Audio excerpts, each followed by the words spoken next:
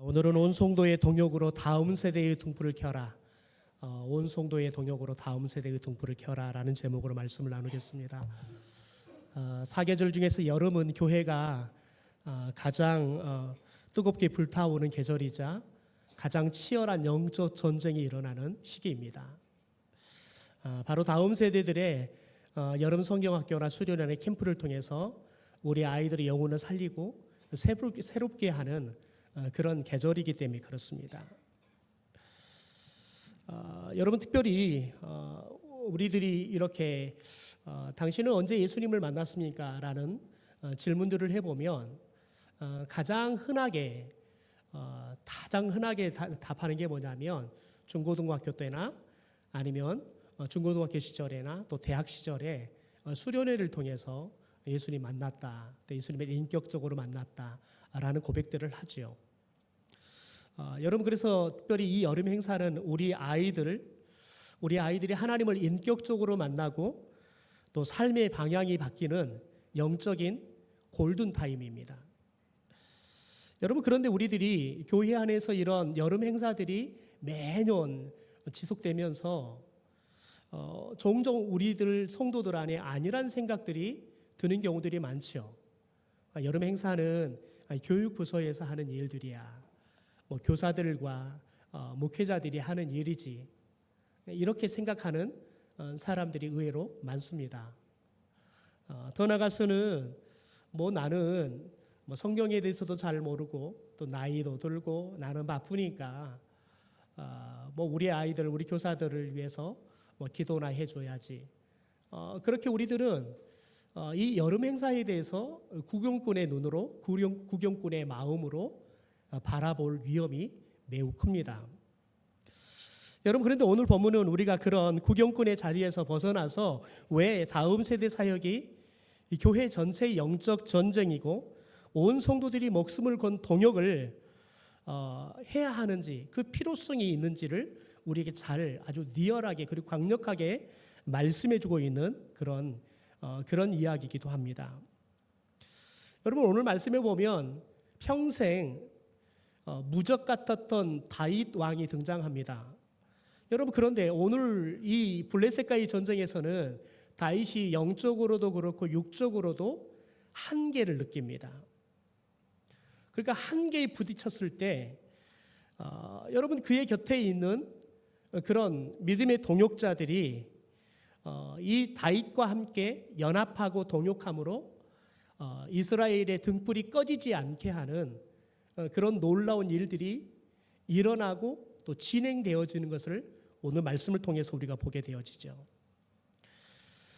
여러분 그래서 오늘 우리가 여름 행사를 앞두고 이 본문을 통해서 올해 이 여름 우리가 다음 세대의 등불을 켜기 위해서 어떻게 동역해야 할지 우리들이 그것들을 함께 상고하고 우리가 함께 또 동역하고 연합하는 그런 놀라운 역사가 우리 교회 안에 또 올 여름 안에 일어나게 되기를 주님의 이름으로 축원합니다. 첫째, 교사들에게는 온 성도의 보호 동역이 필요합니다. 우리가 같이 한번 읽어볼까요? 시작. 교사들에게는 온 성도들의 보호 동역이 필요합니다. 무슨 동역이 필요하다고요? 보호 동역이 필요하다고요. 여러분 15절에 보면 굉장히 충격적인 장면이 나옵니다. 여러분 평생 전쟁터를 누비고 전쟁에 나갔다 하면 백전백승을 했던 여러분 다윗의 모습이 뭐라고 기록하냐면 다윗이 피곤하매라고 기록하고 있습니다. 다윗이 피곤하매라고 기록을 해요. 여러분 그런데 여기서 피곤하다는 것은 잠을 못 자서 너무 전쟁하느라고 체력을 고갈해서 피곤하다 이 정도의 의미를 말하는 게 아닙니다. 여러분 여기서 피곤하다는 말은 뭘 말하냐면 영적으로도 그렇고요, 육적으로도 그렇고요, 완전히 기력이 다 쇠해버린 거예요.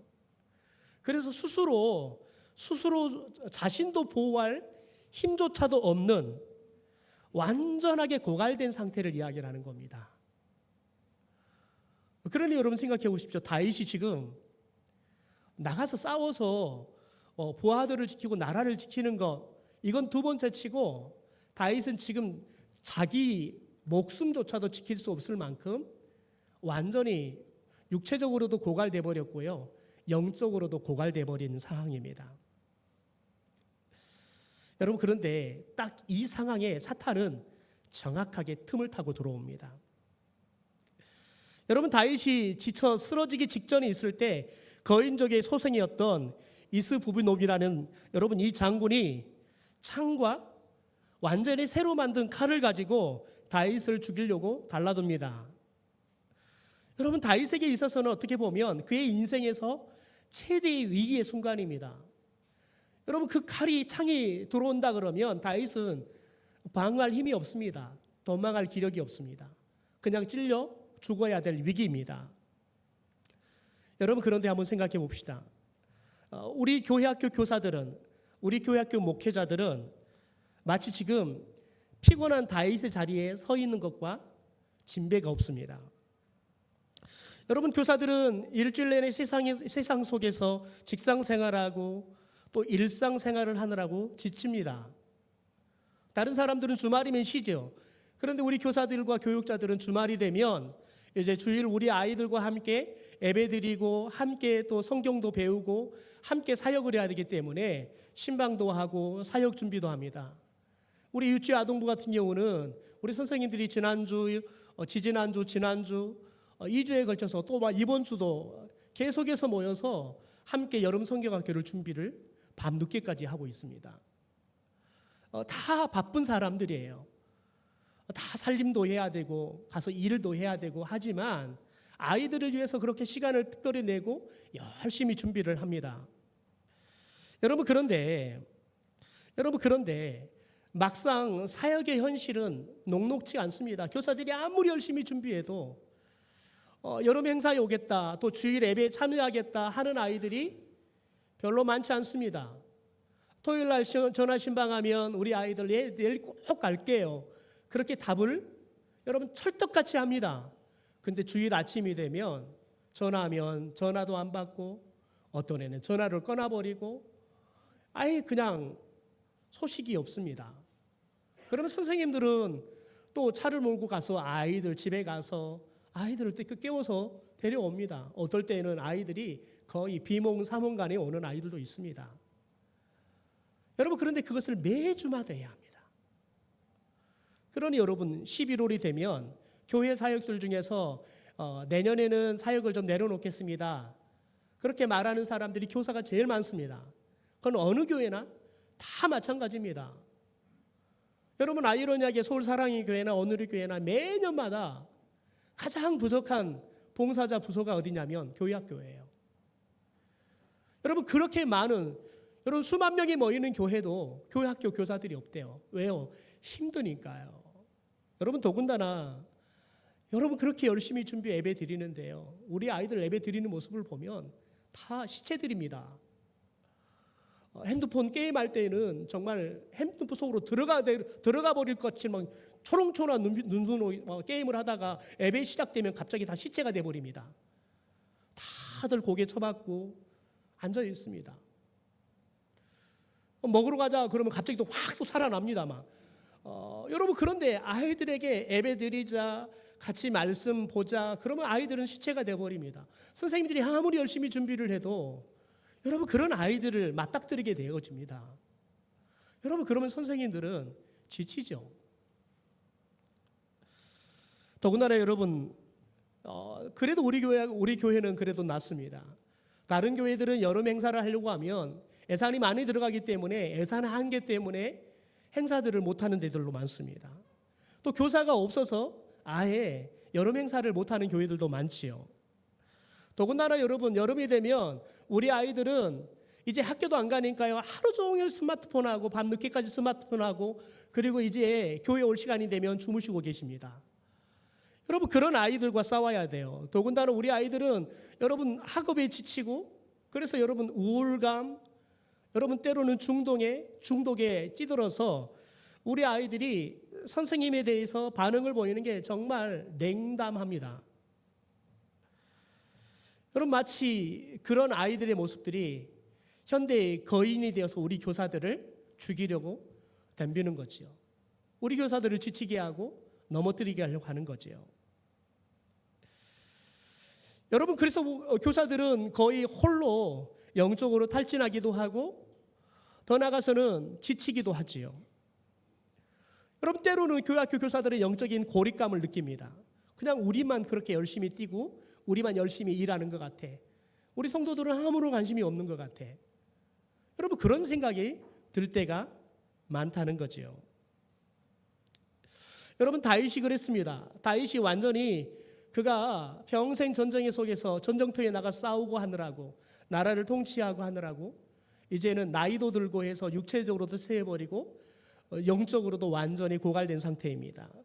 여러분, 그 위기의 순간에 아비새라는 사람이 등장합니다. 아비새는 다윗의 피곤함을, 그리고 이 다윗의 여러분 어떻게 보면 연약함을 비난하지 않습니다. 방관하지도 않습니다. 더군다나 도대체 다윗 왕이 돼가지고 이 다윗도 한물 갔네, 여러분 이런 생각도 하지 않습니다. 오히려 자신의 목숨을 여러분 걸고 다윗을 지키기 위해 뛰어듭니다. 그리고 여러분, 오늘 말씀에 계속해 보면 온 부하들이 다윗을 둘러싸고 이렇게 외칩니다. 17절입니다. 왕은 다시 우리와 함께 전장에 나가지 마옵소서. 이스라엘의 등불이 꺼지지 말게 하옵소서. 여러분, 이 부하들의 이 고백은 다윗 한 사람을 아끼는 마음을 넘어서서 다윗을 통해서 여러분, 하나님께서 이어가는 이 구속사의 비전과 영적인 등불들이 꺼지지 않도록 지키겠다는 그런 단호한 결단들이 담겨 있는 거지요. 여러분, 남극에 가면 황제 평균들이 삽니다. 그런데 남극에 겨울이 오잖아요. 그러면 영하 40도에서 최고 60도까지 내려가요. 그리고 바람이 얼만큼 부냐면 여러분, 초속 40m가 넘는 강풍이 불어요. 그러니까 여러분 아주 혹독한 여러분 추위, 그리고 여러분 눈발, 그리고 여러분 강풍들, 이런 게 불어요.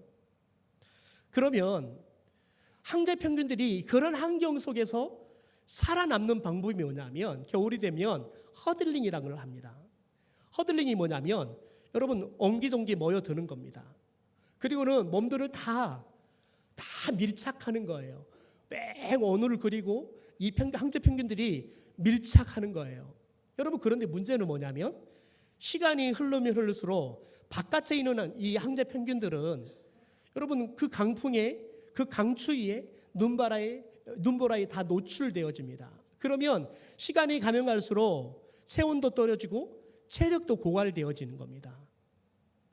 여러분, 그러면 황제 평균들은 어떻게 하냐면 한가운데 가장 따뜻하게 보호받고 있는 평균들이 바깥으로 움직이기 시작합니다. 그리고 가장 밖에 있었던 황제 평균들을 안쪽으로 밀어넣습니다.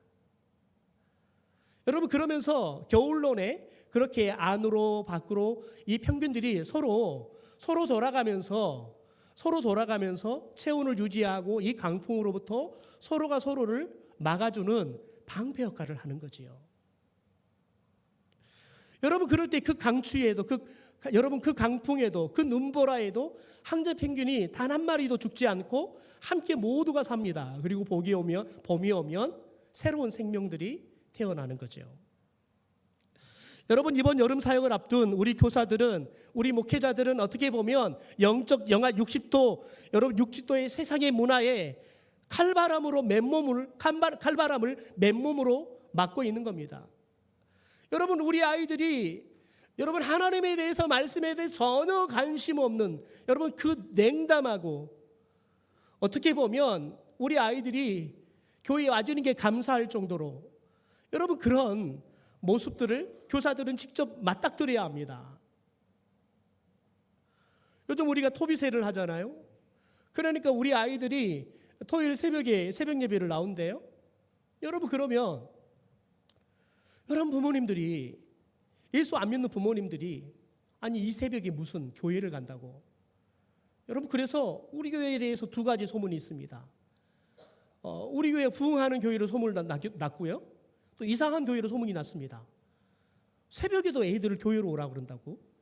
이상한 교회 아니냐고. 그러니까 이상하다는 이단 아니냐고. 그렇게 오해하시는 분들도 있어요. 여러분, 그런데 그분들이 그렇게 오해하면 오해로 끝나는 게 아니라 무당 권사님에게나 교육자나 전화해서 따지는 겁니다.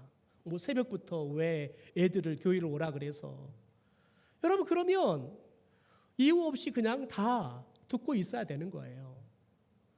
여러분 그런 것들이 얼마나 힘든지 몰라요. 우리 부장고사님마다 새벽에 그 아이들을 태우러 가려고 여러분 더 일찍 1시간 전에 나가서 아이들 다 태워서 와야 돼요. 끝나고 나면 애들 또 밥 사주고 또 애들 또 집에 다 데려다 줘야 돼요. 여러분 새벽 시간만 더 3시간 4시간의 수고를 아끼지 않아야 돼요. 그런데 전화 와서 그런 이야기 들으면 얼마나 힘이 빡겠어요. 여러분 그런데 여름 사역을 하면 훨씬 더 그게 더 강해집니다. 왜 여름 사역을 하는데 우리 중고등부는 2박 3일 다른 지역으로 캠프를 가야 되거든요. 또 이 캠프를 가면 또 아이들 또 참가비도 내야 되잖아요. 그러면 또 이제 막 그런 공격들이 거세지는 거지요. 여러분 이럴 때 사랑하는 성도들이 함께 황제 펭귄들처럼 허들링을 해주는 거예요. 우리 교사들이 교육자들이 여러분 그렇게 온 몸으로 그런 바람들을 맞아가며 지친다면 이제 우리 성도들이 우리 교사들과 목회자들은 이제 가운데로 들어가십시오. 우리가 당신들을 지켜주겠습니다. 여러분 기도로 허들링을 해줘야 되는 거예요. 여러분들이 섬겨주면서 허들링을 해줘야 되는 거예요. 우리 교사들이 여러분 지치지 않도록 때로는 맛있는 것도 사다 줘가면서 여러분 음식으로도 허들링을 해주고요. 여러분 우리 교사들이 아이들을 가르치니만 올인할 수 있도록 식당에 가서 음식을 해주고 간식을 준비해주는 여러분 그런 봉사로도 허들링을 해줘야 되죠. 또 우리 선생님들과 우리 목회자들이 차 운행하느라고 2시간 3시간 여러분 소비하지 않도록 운전할 수 있는 분들은 오셔서 운전으로 허들링을 해주셔야죠. 여러분 그럴 때 교육자 우리 선생님들이 아이들에게 말씀으로만 여러분 만날 수 있는 거예요. 우리 은퇴하신 권사님들은 나오셔서 기도해 주십시오. 여러분 기도가 얼마나 중요한지 몰라요. 아이들이 말씀을 들을 때 성령의 감동을 통해서 그게 믿음이 돼야 합니다. 또한 성령의 감동을 통해서 아이들이 예수 그리스도를 만나야 합니다. 여러분 그건 기도 아니고서는 할 수가 없습니다. 그런데 우리 선생님들은 프로그램 진행하고 아이들과 말씀으로 만나야 돼요. 기도할 시간이 없습니다. 우리 은퇴하신 권사님들이 교회에 오셔서 함께 기도해 주십시오. 여러분 그럴 때 놀라운 성령의 역사가 나타나게 될 줄 믿습니다. 우리 선생님과 교육자들이 여러분 이 사역에 오롯이 여러분 힘을 얻고 더 기쁨으로 집중해서 우리 아이들을 케어하고 말씀으로 우리 아이들을 양육하고 변화시키는 일들을 감당하게 될 줄 믿습니다. 여러분 그래서 우리 성도들이 우리 교사들과 우리 교육자들을 우리 아이들을 보호하는 동역을 같이 해주셔야 한다고요. 여러분 그냥 오십시오. 여러분 여름 성기학교 오면 우리 청년들을 수련회하면 오십시오. 괜찮습니다. 오셔서 같이 기도해 주시고 우리 청년들 우리 아이들 등 두드려 주시고 환영해 주시고 신발도 정리해 주시고 여러분 무엇든지 다 필요합니다. 여러분 끝나고 나면 뒷정리하는 게 가장 큰 일입니다. 여러분 시간이 안 된다 그러면 언제 끝나는지 물어서 끝나기 30분 전에 오셔서 정리해 주십시오. 그러면 교사들이 끝나면 아이들 보내고 바로 여러분 흩어질 수 있습니다. 가서 시험 칠 수 있습니다. 여러분 그런데 뒷정리하는 사람이 아무도 없어요. 그러면 교사들이 그 지친 몸 가지고 다시 뒷정리 다 해야 돼요. 지치죠. 여러분 우리가 성경을 몰라도 그건 할 수 있잖아요. 저는 올해 특별히 이 여름 행사 가운데 우리 성도들이 그런 허들링들이 그래서 보호 동역이 여러분 풍성하게 일어나게 되기를 주님의 이름으로 축원합니다. 둘째, 이름 없이 헌신하는 다양한 손길이 연합할 때 거인이 무너집니다. 여러분 18절부터 다윗의 이름이 뒤로 물러나고요. 평소에 우리가 잘 들어보지 못했던 다른 용사들의 이름이 연이어서 등장합니다. 숲에서 거인 삽을 죽인 십보게, 베들레헴 출신으로 골리앗의 아우 라흐미를 죽였던 엘하난. 여러분 손가락 발가락이 6개씩 육손이 6발이어서 24개의 손가락과 발가락을 가졌던 기형적인 기골의 거인을 쳐 죽였던 다윗의 조카였던 연하돈도 등장하지요. 여러분 이들이 등장해요. 그리고 이들이 다윗을 대신해서 이들이 힘을 합해서 싸우기 시작합니다. 여러분 그럴 때 22절에 이렇게 선포합니다. 이 네 사람 블레셋의 거인족의 소생이 다윗의 손과 그의 부하들의 손에 다 어떻게 됐다고요? 넘어졌다. 여러분 놀라운 것은 여러분 누가 나가 싸웠어요? 부하들이 나가 싸웠어요. 그런데 뭐라고 말하냐면 다윗의 손과 그의 부하들의 손에 다 넘어졌다라고 이야기해요.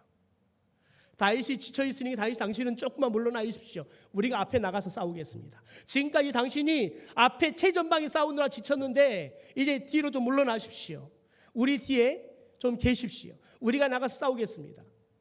여러분, 하나님은 그렇다고 해서 다윗이 안 싸웠다 말하지 않습니다.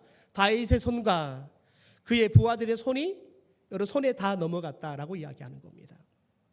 여러분, 여기서 우리가 주목해야 할 영적 진리가 있습니다. 과거에는 다윗 혼자 믿음으로 나가서 골리앗과 싸워서 이겼습니다. 그러나 다윗이 나이 들고 이제 약해지는 지금 다윗 한 사람의 영웅주의로 이길 수가 없습니다. 이제는 다윗과 그와 부하들의 손이 연합하기 시작할 때 거인을 무너뜨리기 시작할 수 있었던 거지요. 여러분, 승리의 주역이 스타 한 명에서 이제는 믿음의 공동체 전체로 이동한 겁니다. 예전엔 다윗 한 사람이 스타가 되어서 다윗이 나가면 늘 전쟁에 이겼습니다. 그런데 이제는 다윗 하나 갖고 안 되는 거예요. 여러분, 온 믿음의 공동체가 전체가 나서서 함께 연합하고 동역하기 시작할 때 승리가 일어나는 거지요. 여러분, 여름 행사 담당 목회자, 부장 권사님, 교사 몇 명이 뛰어난 능력으로 승리할 수 있는 시절은 이미 지났습니다. 온 성도들이 각자가 여러분 가지고 있는 다양한 손길이 있습니다. 여러분, 어떤 사람은 아이들을 여러분 만져주기만 해도 애들이 좋아하는 사람이 있습니다. 여러분, 그런데 어떤 사람은 애들을 만지면 애들이 기겁하는 사람이 있지요. 사람마다 여러분 가지고 있는 그 손길의 은사가 다 다릅니다. 그러니까 여러분의 손길이 가지고 있는 은사들을, 다양한 은사들을 모아주십시오. 여러분, 그럴 때 여러분 그 연합이 놀라운 역사로, 놀라운 승리로 여러분 우리 가운데 오게 된다는 거지요. 어느 시골 교회 간증입니다. 교회가 오래돼가지고 장마가 오기 시작하면서 폭우가 내리니까요, 교회 지붕이 내려앉아 버렸습니다. 보수 공사를 해야 되는데 교인들은 대부분 다 노인뿐이 없고, 그래서 노인들이 헌금하는 거 1,000원짜리 2,000원짜리 헌금을 하니 평상시는 괜찮은데 교회가 무너져 버리고 공사를 해야 되는데 이 공사 대금이 감당이 안 되는 겁니다. 이미 공사업체도 선정하고 공사를 시작을 해야 되는데, 그래야 또 주일 예배도 드리잖아요. 그런데 헌금이 없는 거, 돈이 없는 겁니다. 그러니까 공사업체가 이번 주까지 공사 대금 계약금 안 주면 저희들 더 이상 공사 안 하겠다고 그렇게 통보를 해옵니다. 목사님과 성도님들이 새벽으로 밤으로 교회에 모여서 별을 보면서 함께 기도합니다. 하나님, 우리 교회를 다시 보수하고 세울 수 있게 도와달라고 기도합니다.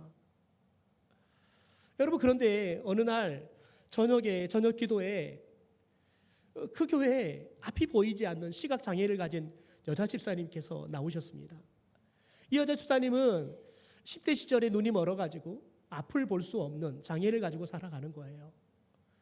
그러다 보니까 결혼을 해서 아이들을 둘을 낳고 살고 있는데 남편은 집 나가버리고 혼자 이 아이들을 키우는 겁니다.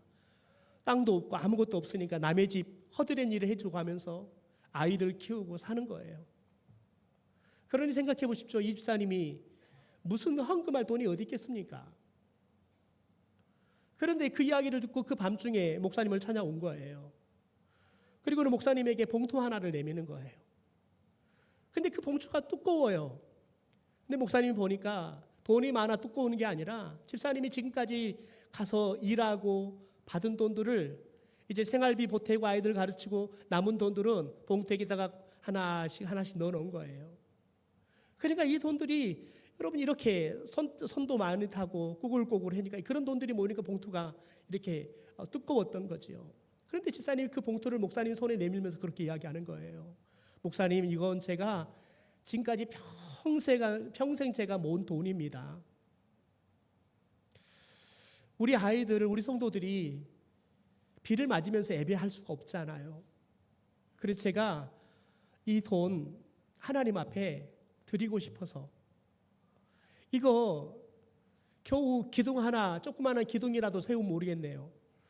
이거 제가 얼마 되지도 않고 이거 공사하는데 큰 돈도 아니지만 제가 이거 보태고 싶습니다.